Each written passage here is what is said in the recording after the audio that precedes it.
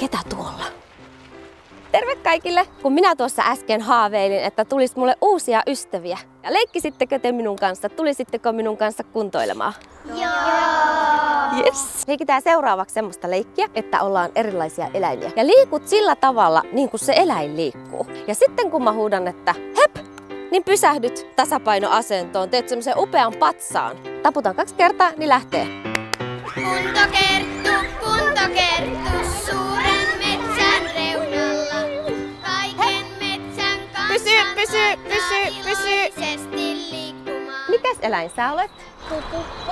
Vares. Sammakko. Orava. Leppäkerttu. Minun kaverit leppäkertut. Oira, hyvä. Seuraavaksi tarvitaan ryhdikkäitä kavereita näyttämään meille upeita temppuja. Kuka näyttää ensimmäisenä? Tosi hieno. Pystytkö tehdä tän tempun ja hymyilemään samalla? Ja kato, Onnilla. Tää on tosi lahjakas. Ihania ootte.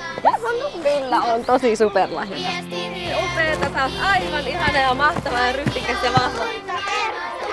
Hieno hyppy, hyvä. Wow. Jokainen tekee semmoisen hyppyn, mikä itsestä parhaalle tuntuu. Hyppy! Ihan oikeesti mä olin onnellinen, kun mä sain niin monta uutta ystävää täällä. Ihanaa!